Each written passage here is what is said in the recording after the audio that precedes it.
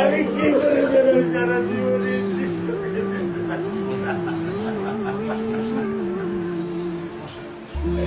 আমার এই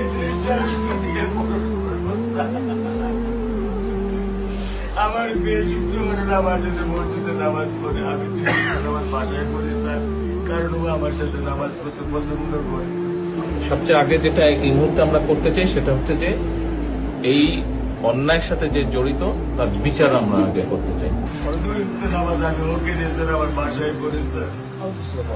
আল্লাহ আমি জানি না, আল্লাহ তো আমার একটু পরীক্ষা করেছে, এই দুঃখ এই কষ্ট মৃত্যু ছাড়া আমার আর কোনো শেষ নেই স্যার, আর কোনো শেষ নেই।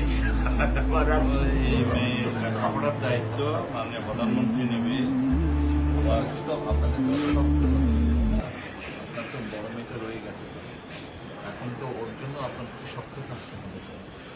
স্যার সত্য কথা, আমি যখন ওকে ভ্যানে পাঠাই আমি খুব বল পাই। আমি কালকেও বলে দিচ্ছি যে আমি আর ভ্যানে দিব না, তুমি প্রতিদিন ওকে রিস্কায় নিয়ে যাবা, রিস্কায় করে নিয়ে আসবা।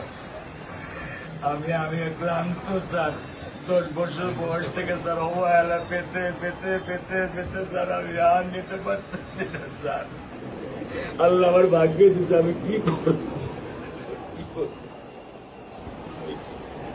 ঘরের ব্যবস্থা বলেছেন মেয়ে লেখাপড়া হবে, ধৈর্য ধরো, ইনশাল্লাহ বিচার হবে খুব সংক্ষিপ্ত সময়।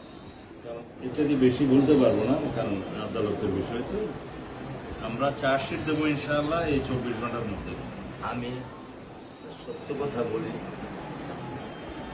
আমার 55 বছর বয়সে আমি এত দ্রুত, এত সুন্দর, এত সুচারুভাবে আমি কখনো দেখিনি। এটা আমি বুঝতে পারছি, এটা তো বুঝতে এটা আমি বুঝতে পারছি স্যার।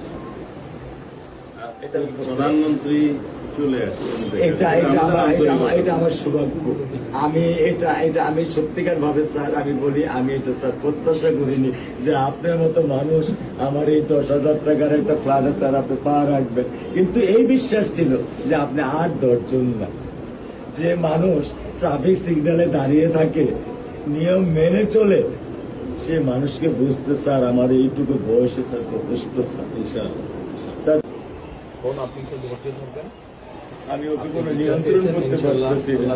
আপনার সন্তানের এই অবস্থার জন্য যে দায়ী তার বিচার ইনশাল্লাহ হবে, সেটা শীঘ্রই হবে।